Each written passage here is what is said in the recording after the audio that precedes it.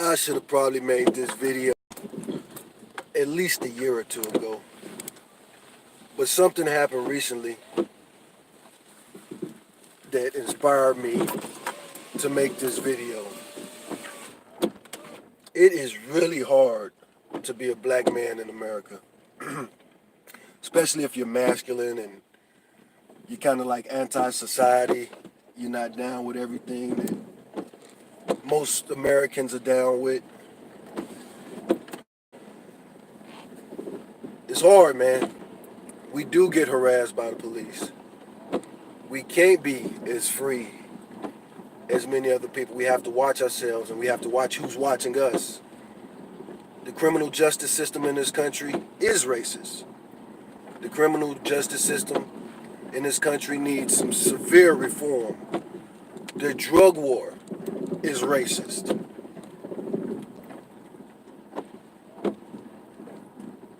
But I'm still very grateful to be an American.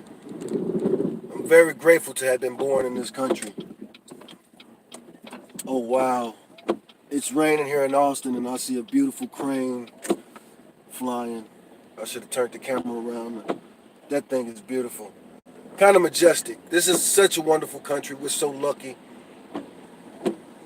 And the hard life I've lived, born on the south side of Chicago, over there southeast, the low end, over there by Fuller Park. Rough, man. It's been a long life, man. Long, hard life. And it came up, it was hard, man. Pretty much a juvenile delinquent, young criminal. And I wouldn't be anything without my black family, my brown family, and my white family. Americans have done so much for me. We are a brown country. We are brown people. They call America the melting pot for a reason. And I'm going to talk real in this video. I'm going to put too much out there. But it's very important for me to say what I'm about to say. Now, I love black people. I love the pro-black community. I love Malcolm X. I love listening to brothers like Dr. Umar Johnson, even though I totally disagree with what he recently said about marijuana. You know, marijuana needs to be decriminalized. The war on drugs needs to end. We really need to stop doing the same things that are destroying this country. But as I mentioned, I was a juvenile delinquent. I went to court on my 18th birthday, was sent to jail. You know, a few months later, I caught a pretty serious felony, ended up getting convicted of it, got on probation back when I was a young man. And the criminal justice system they have real heavy hands with us brothers, man. I've received heavy-handed sentences from the justice system, but I've also received mercy from the justice system. And in 2003, I had a few months left on parole. I had done real work. I had worked real hard. I got my Class A CDL, bought my first car for myself, was in love with a beautiful black woman who I still love to this day. I was very fortunate to meet her and have her in my life, even though we both got our serious issues. Neither one of us are perfect. And both of us have put up with a lot when it comes to each other. But when I first met her, and when I first fell in love with her, I was living with another woman, a black woman at the time. And this woman had her issues. She was physically abusive. It's what she tried to be. She tried to whoop my ass all the time. I'm pretty good at defending myself. She even attacked me with a butcher knife one day. We got into an argument. She didn't like something I said. Came at me with a butcher knife. I was on parole at the time, so I couldn't really fuck around like that. One day when she was in night class, I packed up all my shit and I moved in with my girlfriend. When she found out, she was irate. And she had threatened me a few times when we were living together. If you ever leave me, look at this shit. Now this the shit I don't like. Let me turn this camera around. I don't know if the camera picked that up. Punk ass motherfucker. Confederate flag and the American flag put together. Look at that shit. Those are traitors to this country. Let me get closer. Right downtown Austin. How dare you? On the east side too. Driving around with a fucking... Y'all see that? Confederate flag mixed with the American flag. That's the ultimate disrespect right there. That's disrespecting our country. We're backwards than the motherfucker here. But she had threatened me. She had threatened me. If you ever leave me, I'm gonna get your parole violated. Boy. Now I ain't gonna say I should have whooped her ass. But you know, the world is fucked up. I bet you if I would have whooped her ass, but I would have stayed with her, she would have been happy about that. But instead, what she did is she called the police after I left her, made up a story, said I pointed a gun at her, a gold-plated gun at her, on some face-off shit. I ain't never touched a gold-plated gun in my life. And at the time I was young, I was wild. I actually did have a gun, but she never saw it. She knew that I had got one, and that was one of the things we was arguing about. She knew I wanted a gun, and that was one of the things she was promising me. Like, you know, she was going to buy a gun in her name and give it to me. One of the ways she was trying to control and keep me.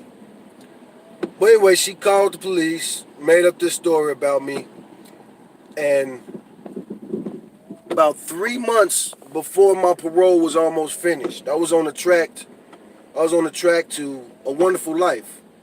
Like I said, I was in love. I had a beautiful girlfriend. She was in college, very smart, bright. We were young couple in love, and we had potential, man. We had a lot of potential to have a great relationship. Now, I didn't look this rough, of course. But she got me locked up. And the fucked up thing about that, the most fucked up thing about that, is that almost everybody involved knew that it was a bullshit case. And when I say everybody, I'm talking about the prosecutors, the DA, the parole board. Everybody knew this was a bullshit case. But I still end up getting my parole violated at the end of the day. My parole hearing came 12 months after I was arrested for that bullshit case. And even though they had gave me a deal, I fucking signed the deal. I agreed to sign for no time, time served. They was gonna give me time served, and then I would be at the mercy of the parole board. And like I say, they know. Even in my last parole hearing, which was very contentious, I ended up going back to prison behind that. And the last time I seen the parole review, the parole board, it was very contentious. We was up in there arguing and shit. And I had lost my temper. And I was, I'm in here for this bullshit ass gold gun case. And the lady who was reviewing my case, she was like, yeah, you probably did. You probably didn't do the shit. You probably didn't do that. Your new girlfriend is on your side and pretty much validating your testimony. And her testimony is straight up bullshit. But that doesn't matter. What about your original case? What about the felony that you convicted of? It was real contentious. We had an argument, and I knew I wasn't going to make parole. But I was like, fuck it, I don't give a fuck. It took all my street time, man. So I ended up doing like 30, 5 months. And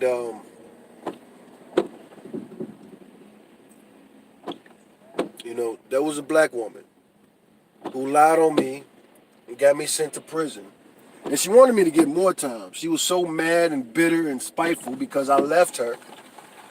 But I left her for another black woman. But still, get me sent to prison. Now, that was, like I said, that was 2003. That was 16 years ago. Fast forward to last year, 2018. On my birthday, I get into an argument over some political shit with somebody who I thought was my friend for over 20 years. We arguing, and the argument gets ugly, and it starts to become physical. But it wasn't physical in the way that a lot of people might think. We weren't beating on each other and hitting on each other and shit like that. Hey, I won. But, nice.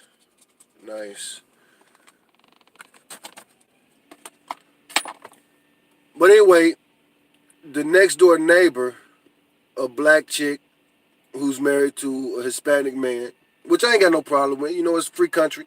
You do what you want to do. But the black chick calls the police. And while she's on the phone with the police ain't really, this particular place that I was at, they had already been having domestic issues. And the police in that town, they knew the address. They weren't in a rush to come over there. So they was like, who? What? When? So anyway, she's on the phone with 911 and she's just exaggerating more and more. That about a bitch. I should have turned my phone off or something. Bullshit call. But where was I in this story? Anyway, the girl's on the phone with 911 and eventually she says, he's choking her. Hurry up, send the police.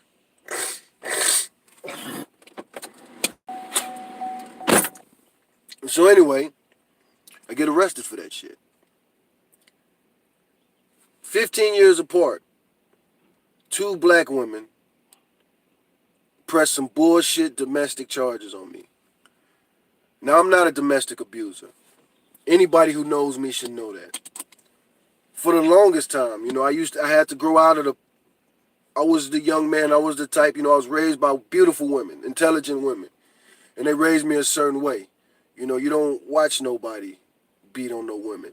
And still to this day, I have to fight to, mind my own business and stay out of domestic issues. You never know what 2 people got going.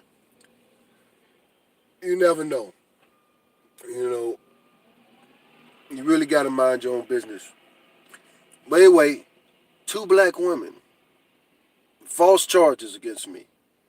False domestic charges against me. Now, fortunately, I have enough karma and enough witnesses, and you have an MO. Like I say, I'm not a domestic abuser. And both of these women who were trying to say that I was a domestic abuser, both of them, they were not credible. They were, they got their issues. Angry, violent women. And you have what's called an MO, a modus operandi. When police look into cases and crimes like this, when they get to doing their investigation, eventually, it's going to point to what really happened, what more than likely happened. And it is easy for black men to get convicted of bullshit crimes. But, and also it's hard for us to resist the temptation to not cop a plea, to not just go ahead and plead no contest or whatever to these cases when you go to jail and you can't afford your bond. Now, and that's another thing, a black woman is the one that bonded me out. If it wasn't for her bonding me out this last time, ain't no telling how the case would have turned out. I might have got sick of sitting in this county jail in this town that I'm not from. And I might have copped a plea. I might have did some no contest. And I might have some crazy stuff on my record that I don't deserve on my record. But the fact of the matter, and the main point that I want to make here is that I do love the pro-black movement, and I like where it goes. But young men need to be taught. Just like Martin Luther King said, me, I am more of a fan of Malcolm X than Martin Luther King.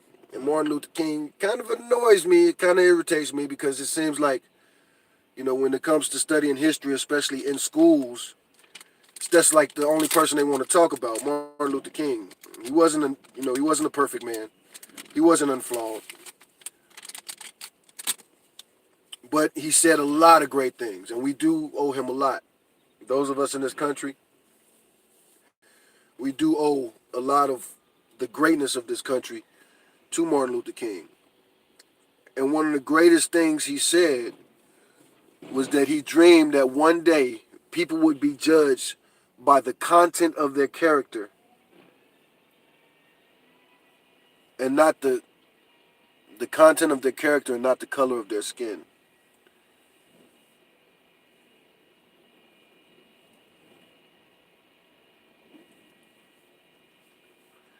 I gotta learn how to like turn off all these other apps when I go live. But that's what we really need to do, and that's the main message of this video. We need to teach our children, especially as black people, judge people by the content of their character and not the color of their skin.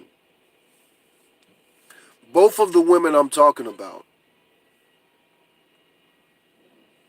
I should have known, especially this last one, I should have stopped dealing with her a long time ago because of the content of her character.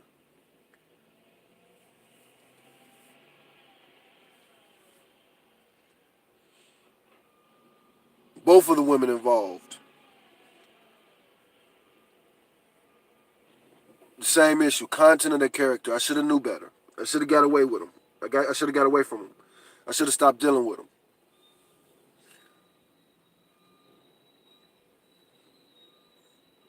But I am a straight male, and both of these women have things that, especially that first one, that one that said I pointed to go play the gun at her, oof, she had the meats.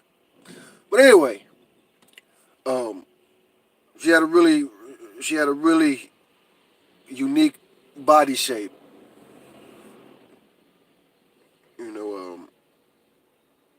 But she was violent. She was dangerous. She had an anger issue. She was controlling and possessive and dangerous. And that was one of the most ironic things about that case. She was pretty freaking abusive. If she could have whooped my ass, she would have whooped my ass on a regular basis. If she could have slapped shit out of me on a regular basis, she would have did it. And I used to kind of like think it was funny, kind of thought it was cute. And then at the end of the day, I end up getting in trouble for being violent against her.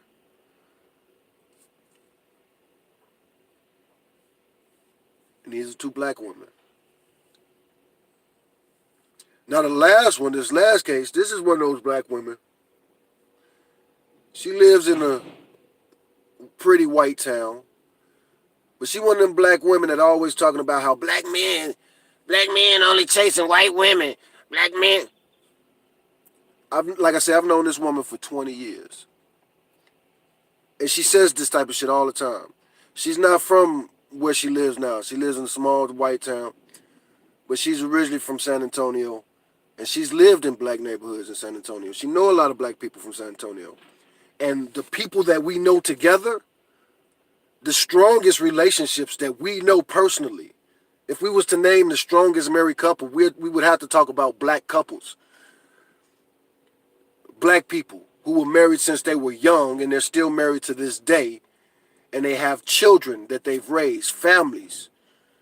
I'm not going to name names, but, me personally, I know all kind of races. I've been all over this country.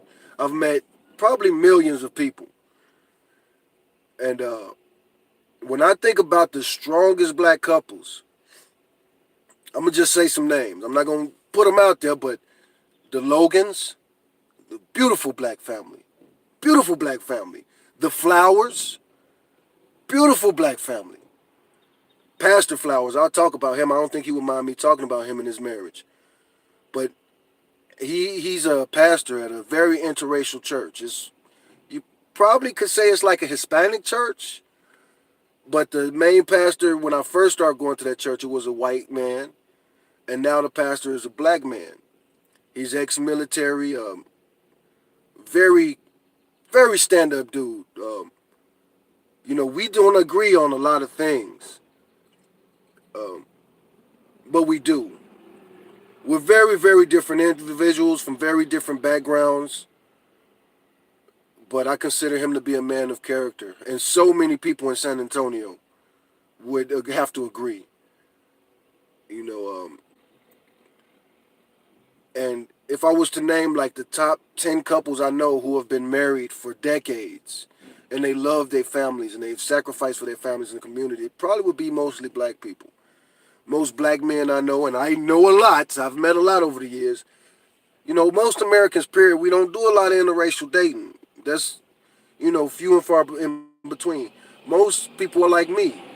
They're attracted to their race, and they're attracted to attractive people of other races. People who people who don't interracial date, who do focus on that shit blows my mind. If you don't like interracial dating, first of all, then why don't you move to a segregated community? There are plenty of them here in this country. If you want to just live around black people, that's really fucking easy to do. And that's all kind of classes. You can live in the ghetto with all black people. You can live in a lower worker class, lower economically working class black neighborhood. You can live in a middle class black neighborhood. You can live in a upper middle class neighborhood. There are plenty of them in the Midwest, in cities like Chicago and New York, LA. And even here in Texas, small little towns that are mostly black. Same with Hispanics. There are Hispanic neighborhoods of every economical level, white neighborhoods that every economical, Chinese neighborhoods, Indian neighborhoods. I'm here in Austin right now, and Austin is not a very segregated city. We here in Austin is a weird city. Everybody knows that. Keep Austin weird, and when it comes to stuff like that, the gentrification thing is kind of fucked up here. But it's really not that bad, when you look at it. They still got black neighborhoods, even here where I'm at right now. Let me drive around. I was about to do some business stuff here, but